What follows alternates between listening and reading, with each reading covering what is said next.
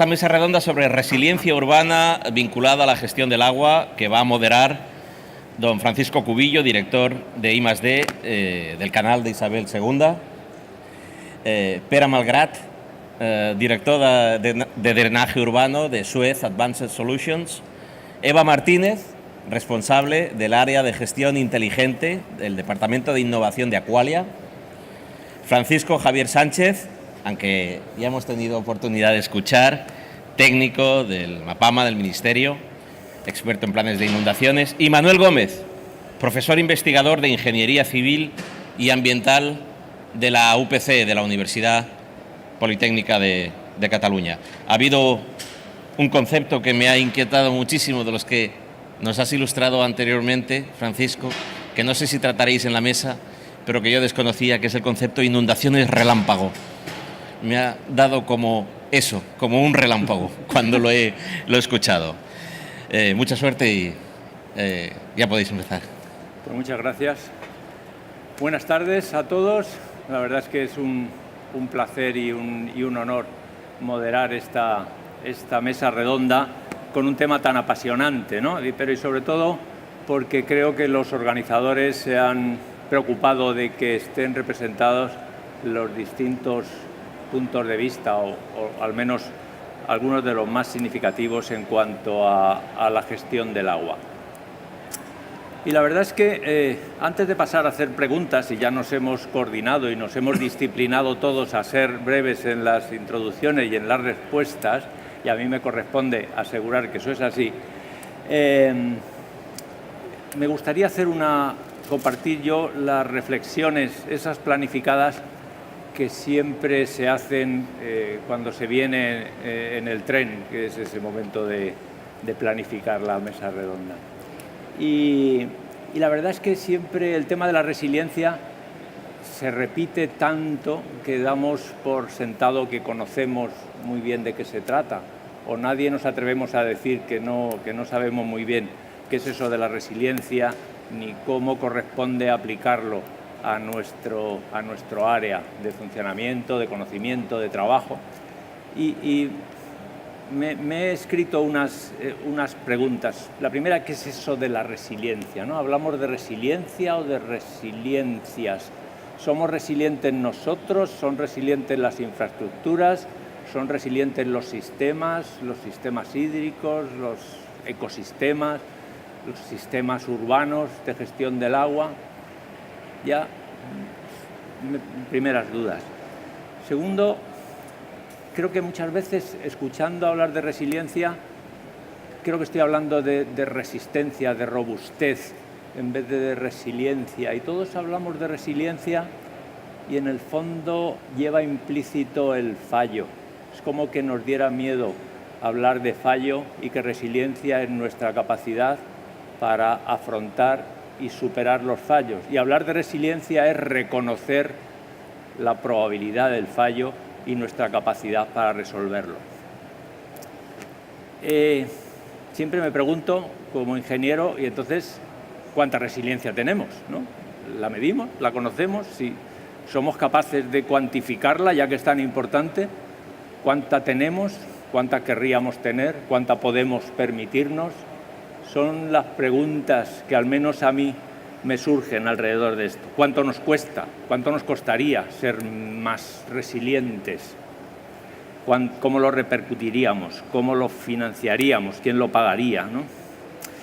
Y cómo, sobre todo, cómo lo integramos en nuestros procesos de planificación y de gestión, ¿no?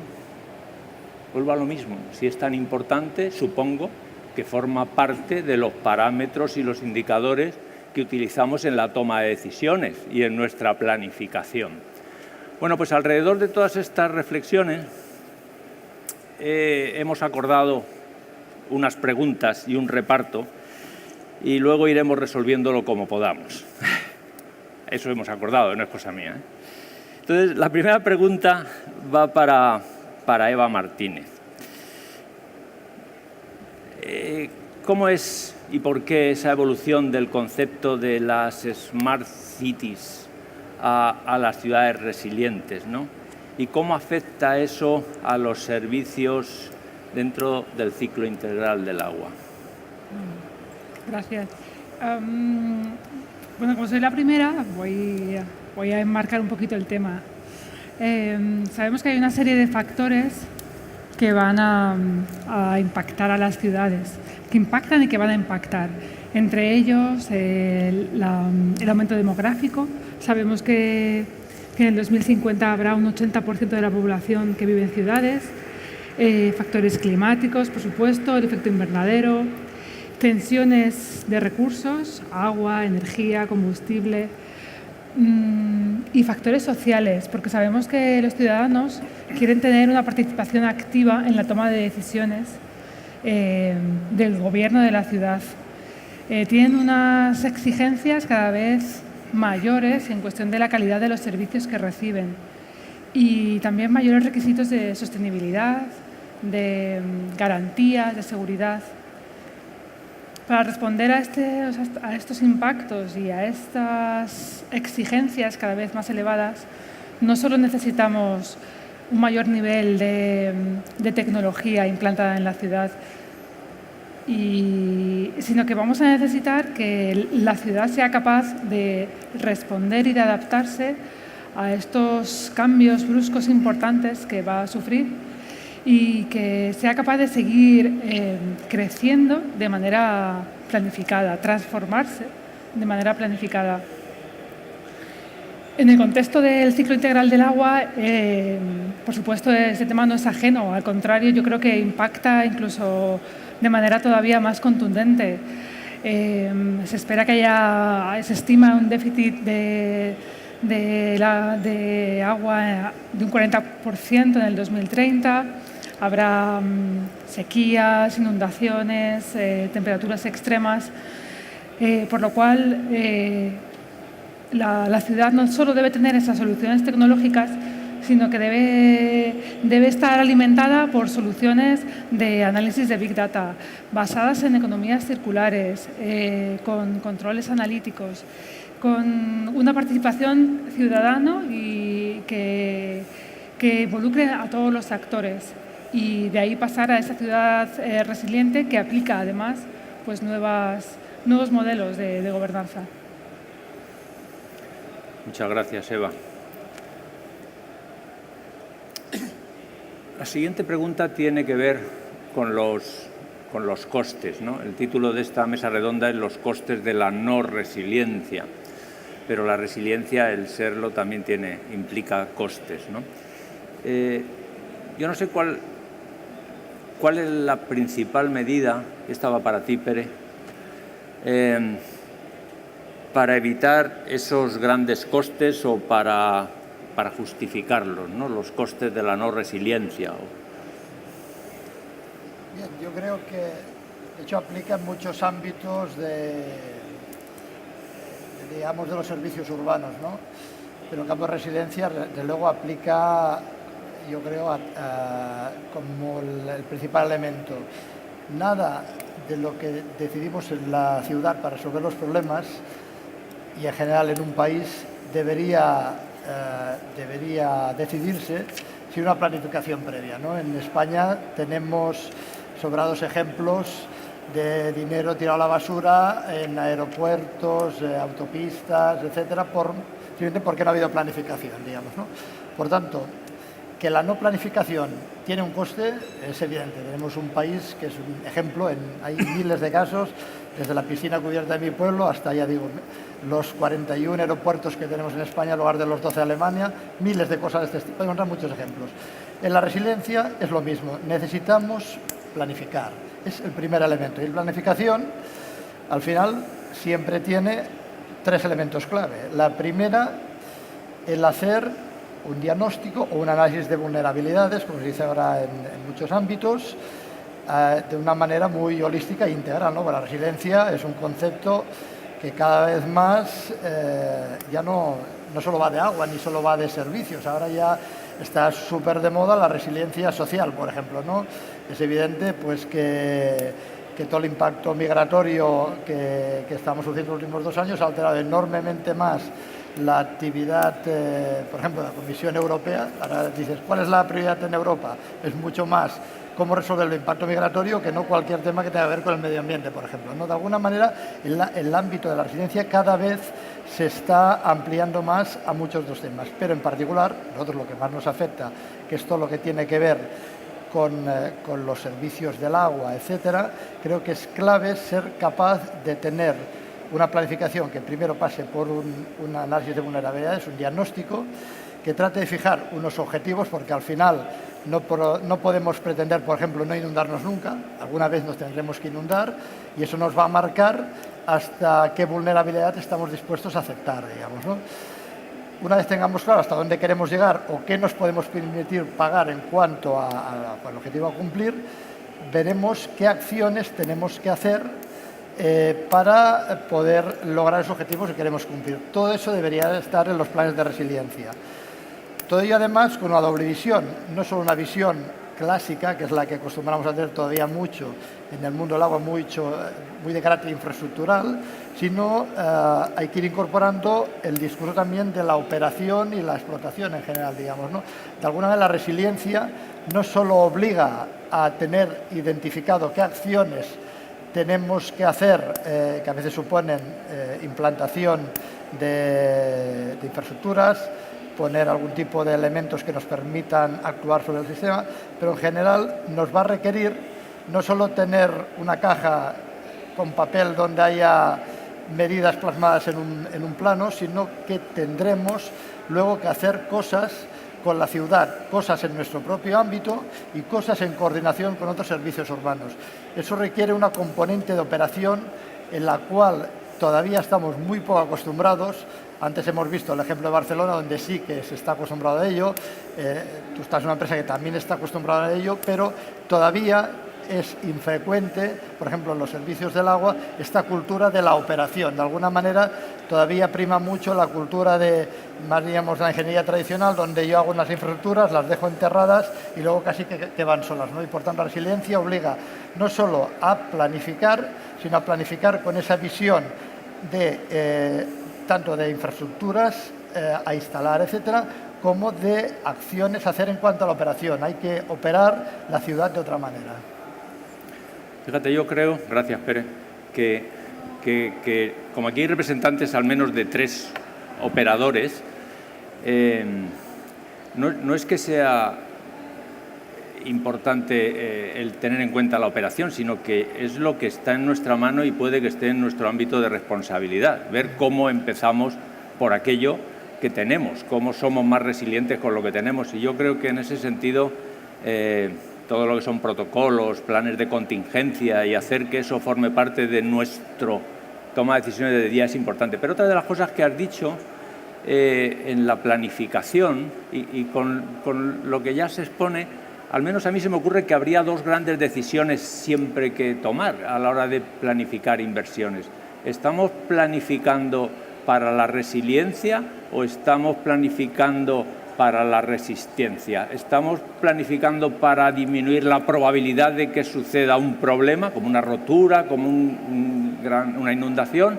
¿O estamos invirtiendo en ser más capaces de resolver ese episodio que a lo mejor, como tú has dicho, tenemos que aceptar y asumir, y es el eficiente? No me enrollo más. La siguiente pregunta va para Francisco Javier Sánchez, ¿no? Y es, bueno, pasamos de la operación a los riesgos naturales, a lo que ha dicho el presentador de las inundaciones relámpago, ¿no? Y que, como también ha dicho Pera, se reconoce en Europa que probablemente las inundaciones son el riesgo natural que más daño produce en el mundo y en particular en Europa y en España. A mí me gustaría, si nos puedes dar alguna cifra de valores groseros de los daños que se producen y cuánto nos cuesta la ausencia de esa no resiliencia.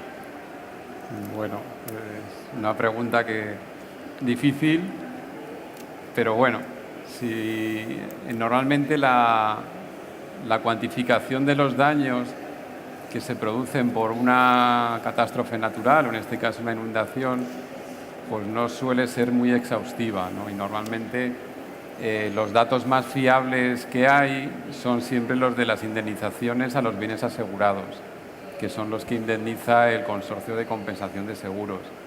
Todos aquellos que tenéis un seguro y ese seguro no es a terceros, sino que tiene daños propios, realmente tenéis dos pólizas, una con la compañía de seguros y otra con el consorcio.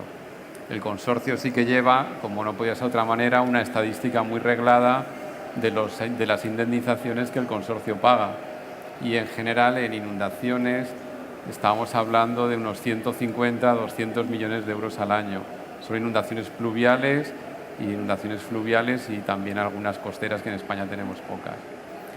La cifra total de pérdidas que producen las inundaciones no la sabemos, pero en general se estiman que pueden ser entre 2 o 3 veces las de los bienes asegurados. Podríamos hablar que en España, pues, que entre 400 y 600 millones serían unas cifras, pues, que podríamos considerar. El IGME hace ya bastantes años, con el consorcio, hizo un estudio de las pérdidas por inundaciones que se prevían en los próximos 30 años, y ahí el IGME fue más. El IGME estableció una idea de unos 800 millones de euros año, y eso es lo que tenemos ahora como datos. ¿Qué nos hemos propuesto en estos planes de gestión del riesgo de inundación? Pues ser capaces de, cuando haya un evento de inundación, hacer la suma de todas las pérdidas que se producen o las que podamos sumar, entre otras cosas por las labores de reconstrucción, por ejemplo. O el otro día con la unidad militar de emergencia nos decía cuánto cuesta activar la unidad militar de emergencia y atender a una zona, ¿no? Eso es uno de los objetivos que tenemos, ser capaces de sumar lo que podamos sumar. ¿Cómo encajan esas estimaciones respecto al resto de Europa, ¿no? ¿Tienes alguna referencia? Por ejemplo, las inundaciones que hablábamos en Alemania y en Francia, en Alemania y Francia más o menos, en junio, en la semana esta de junio, los daños han sido de 1.200 millones de euros en Alemania y otros 1.300 en Francia, solo en bienes asegurados, por poner cifras, o sea, pero son brutales. Parece que no, pero son brutales. Muchas gracias. Bueno, Manuel, te toca. Pasando del contexto de las cuencas al de la ciudad, al urbano, ¿no? ¿Qué actuaciones se pueden hacer en la ciudad y en el subsuelo para mejorar la resiliencia también ante inundaciones, ¿no? Yo creo que el concepto No estás, cuidado, ponte. El concepto de los daños por inundación, que ya se ha planteado antes, quizás es uno de los importantes para evaluar este coste de la no resiliencia. Y yo creo que precisamente, además, cada vez muchos operadores ya tienen en cuenta, un poco en la línea de lo que comentaba ahora Javier, de cuánto nos cuesta o cuánto nos puede costar los daños de inundación en ciudad. La idea es qué hay que hacer para mitigar un poco esos daños, lógicamente.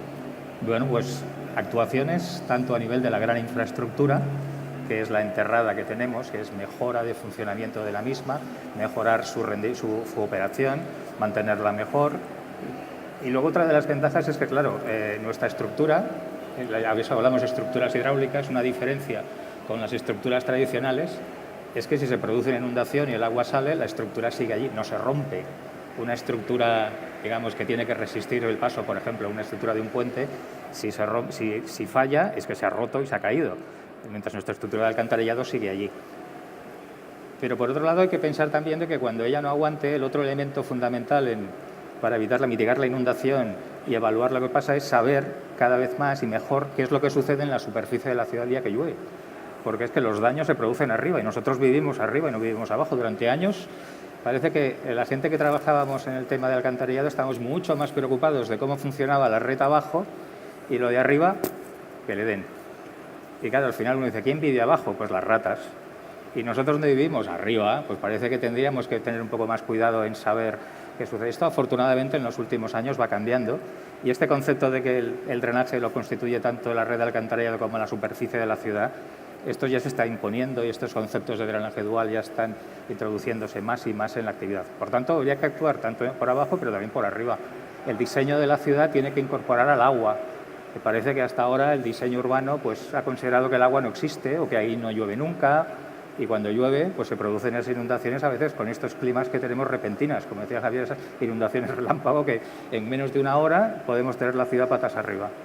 Por tanto, prever que las pendientes de las calles sean continuas, que no haya puntos bajos, que el agua no se concentre en puntos donde pueda haber daños, de prever puntos de salida en superficie, de que esa calle al final pueda desaguar a algún lugar. Esta combinación de actuaciones en el nivel de abajo y en el nivel de arriba, creo que es importante que podamos meterla en la cabeza de todos los técnicos, que ya está entrando y está penetrando en muchas poblaciones, pero habría que extenderla mucho más. La verdad es que esa es otra de las grandes tendencias en el panorama internacional, que no lo llaman siempre resiliencia, lo llaman water sensitive cities o lo llaman sistemas descentralizados, pero en el fondo la intención es esa que describes con distintos nombres, ¿no? que es hacer las cosas mejor. Yo creo que a veces necesitamos estos términos para reconsiderar cómo planificamos y cómo diseñamos y cómo operamos para que nos sirva de excusa, ¿no? Como las metas del milenio, los SDG que decíamos comiendo. Bien, vuelvo a Pere Malgrat.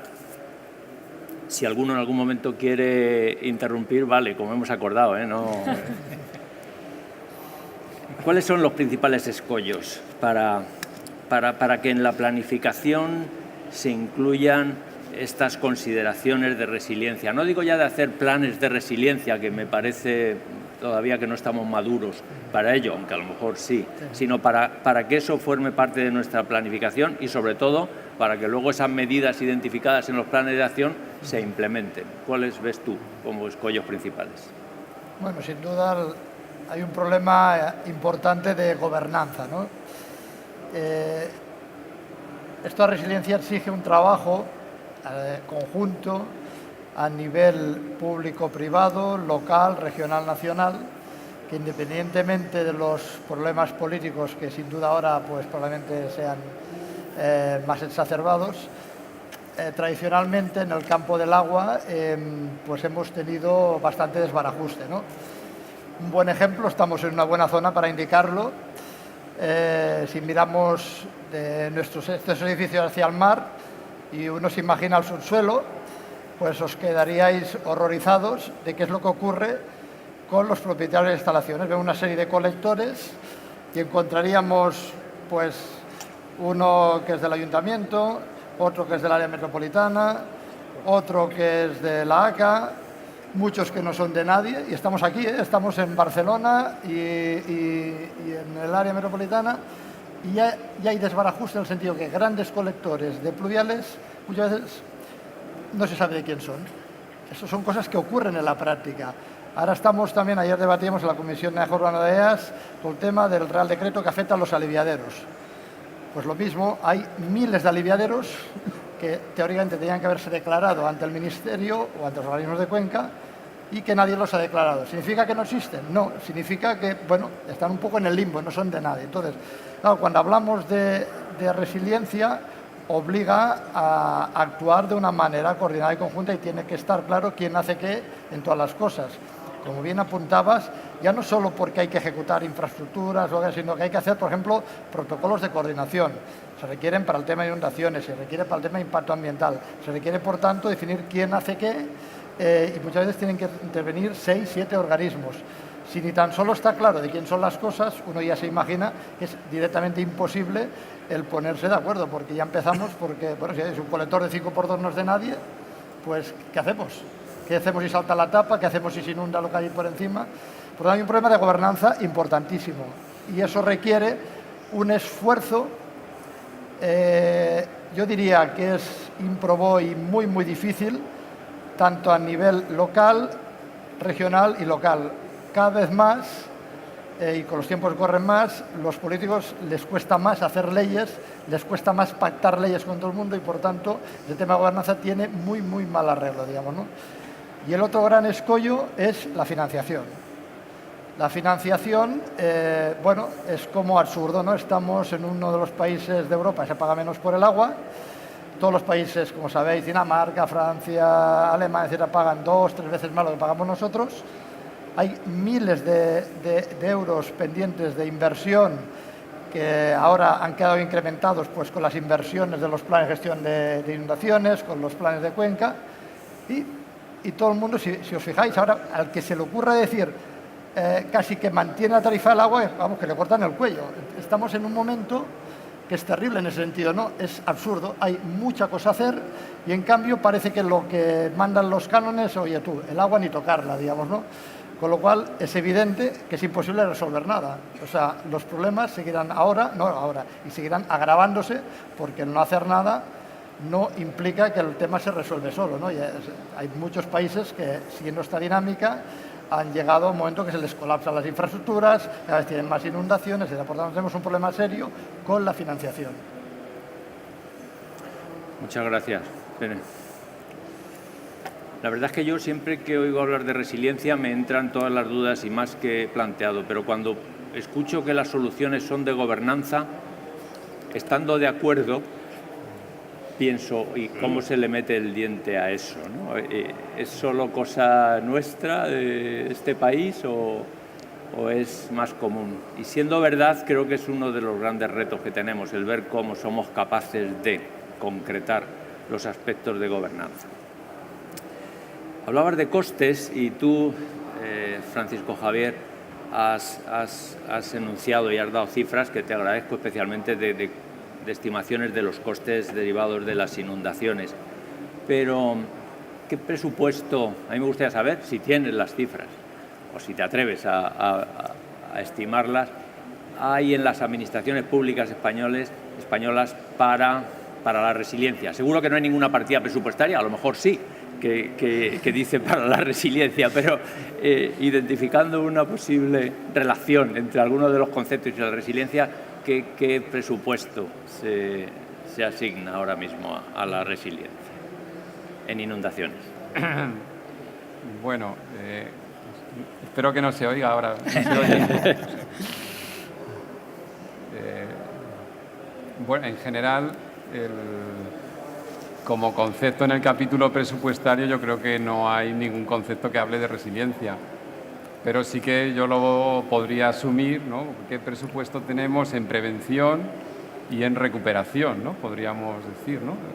Sería algo equivalente quizás a palabras que a lo mejor sí que hay en los presupuestos de las administraciones, ¿no? Y pues en general no sabemos exactamente. Sí que hemos visto aquí en el área metropolitana, por ejemplo, pues todo el sistema de alertas, etcétera, que tenemos, ¿no? O normalmente trabajamos muchas veces con proyectos de financiación europea para desarrollar proyectos, etcétera, ¿no?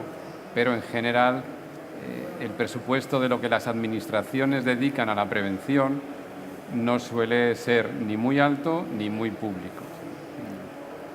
A mí sí que me gustaría fijarme en otros países, ¿no? Y aquí sí que yo clamaría porque es muy sencillo de los grandes impuestos que recibimos o que pagamos entre todos, pues ir reservando un poquito de dinero para estos temas, ¿no? O sea, y nosotros nos estamos empezando a fijar en el ejemplo de Austria que veíamos antes. ¿Por qué los austriacos son muy más resilientes que nosotros? Pues aparte de porque hablan alemán, y debe ser que es un tema muy importante el alemán, es porque desde hace muchos años tienen un pequeño fondo en el que parte de los impuestos que van de los austriacos va a ese fondo de inversión que se dedica a la prevención y a la gestión del riesgo. Y ese fondo durante años pues consigue pues que haya formación, que los políticos locales quieran presentar proyectos y que al final pues haya una cultura del riesgo cuando tienes un fondo constante, ¿no? Y otro ejemplo muy bueno es el que tenemos en Francia, donde está el Fonds Barnier, Barnier fue un ministro que debió ser un iluminado, que dedicaba pues un porcentaje de los pagos de las primas de los seguros también a un fondo de prevención y de financiación de actuaciones de resiliencia, ¿no? Y ahí pues sí que tienen cerca de 100, 200 millones de euros al año para desarrollar múltiples actuaciones constantes a lo largo del tiempo. Y eso es todo, pero no te puedo contestar a la primera pregunta. Muchas gracias. Yo te pido perdón por la pregunta y te agradezco el esfuerzo de haber intentado las cifras, que siempre es lo que más cuesta. Pero fíjate, yo cuando... Os puedo decir lo que nos han costado los mapas que hemos visto. Eso como mucho. O sea, pero eso sí, solo si me lo preguntas. O sea. No, y siempre... ¿Cuánto han costado los mapas?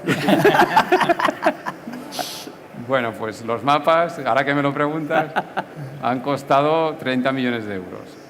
Que no sé si es mucho o es poco, ¿os parece mucho o poco? Bueno. Sí que os diría que nos ha llevado ejecutarlos 7, 8 años, de forma que realmente al año han sido unos 3, 4 millones de euros, ¿no? Durante 8 años. A mí no me parece mucho en relación con los costes que has indicado, ¿no? Lo que más me importaría es que esté bien definido qué hacer con esos mapas, ¿no?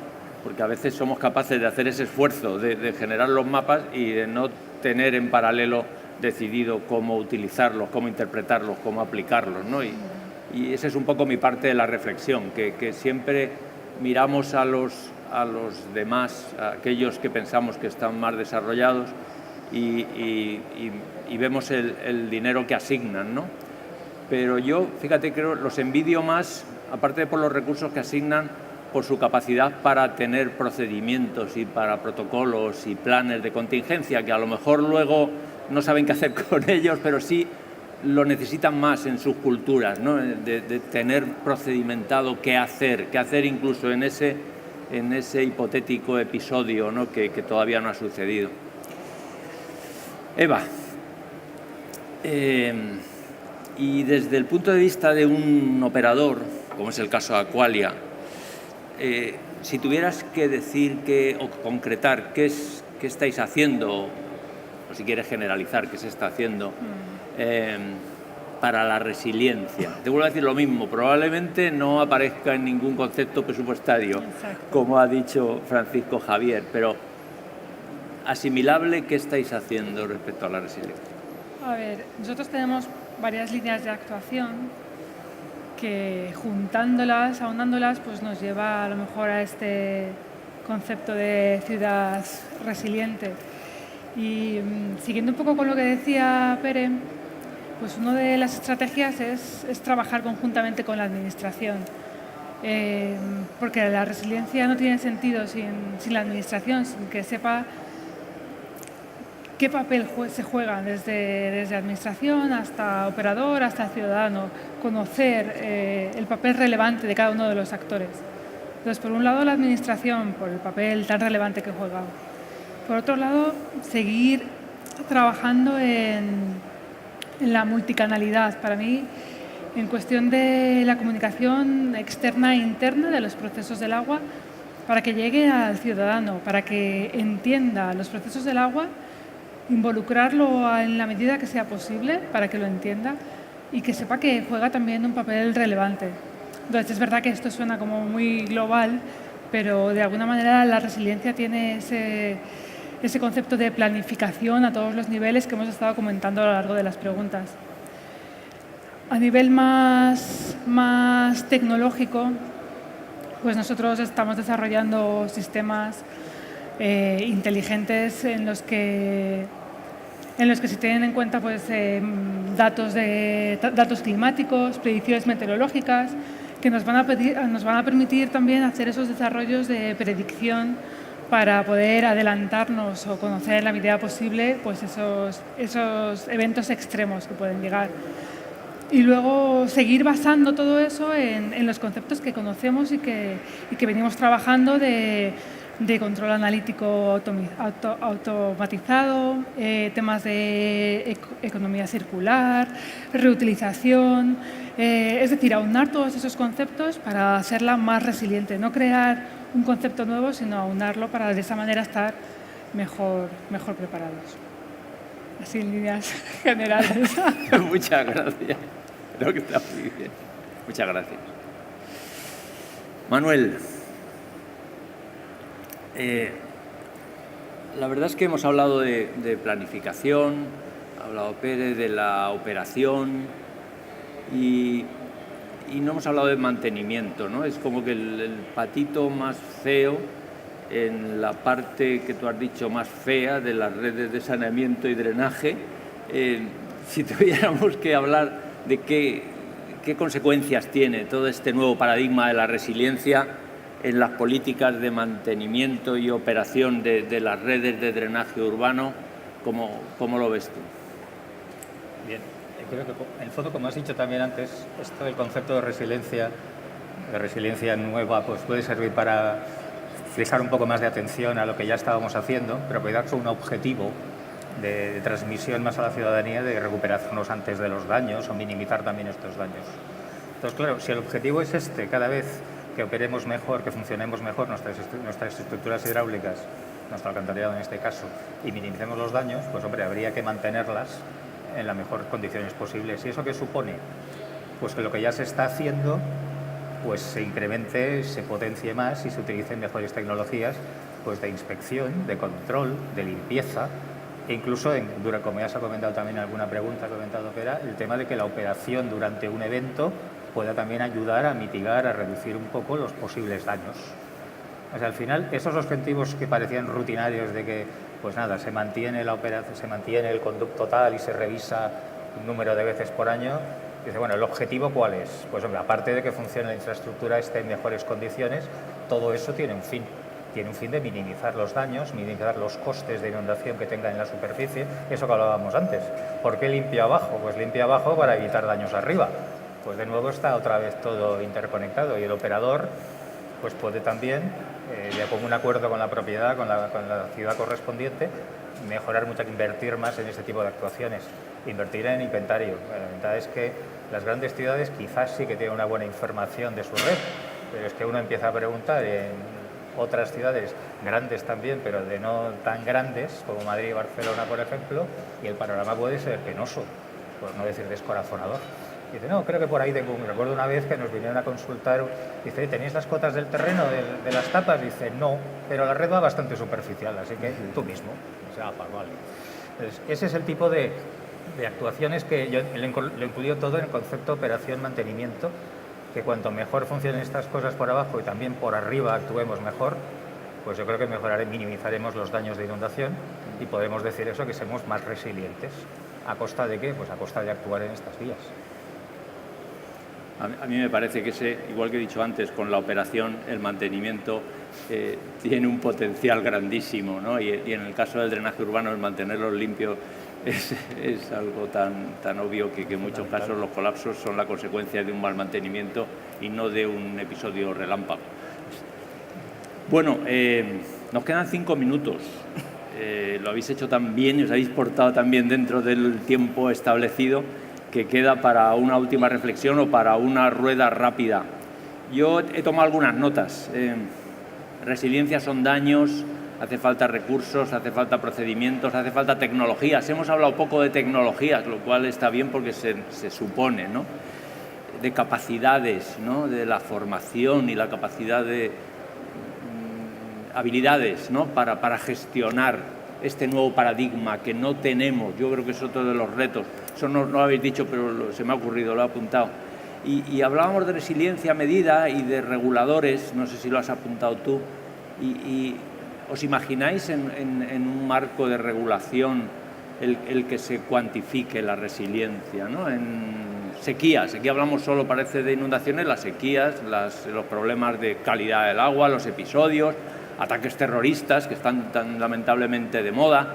El prepararnos ante todo eso y el tener unos estándares, unas referencias, sería deseable. ¿Cómo lo imagináis? Un turno de 1 minuto cada uno, el que quiera. Si alguien no quiere, pasa la palabra, empieza.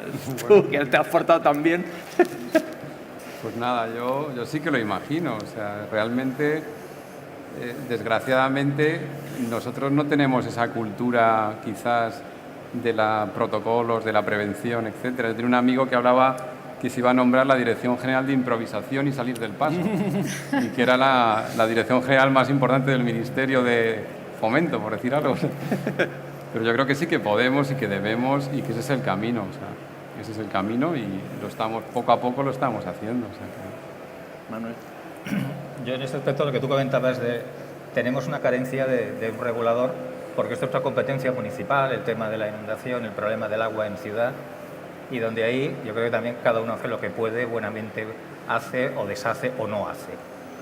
Entonces, si tuviéramos un regulador, yo no sé si oficial o fruto de la agrupación de operadores o de ciudades, no lo sabría decirte, hay modelos de gobernanza, como se dice ahora, de un regulador en diferentes países.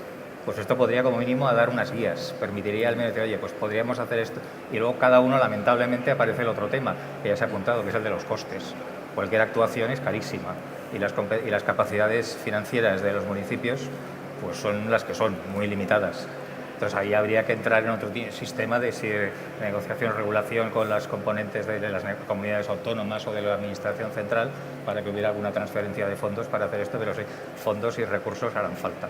Yo creo que la mezcla de las dos cosas, un regulador sería ideal para poder fijar criterios o sugerencias, y luego la segunda es el tema económico, que obviamente también habría que solucionarlo. Eva. Yo estoy totalmente de acuerdo con lo que dice. El tema de regulador también lo imagino. Pienso que el ciclo integral del agua, el agua es debe aportar resiliencia a la ciudad y ser un vector de cambio, pero al mismo tiempo no debe ser único. Estamos hablando de una ciudad y de muchos sectores, muchos servicios municipales.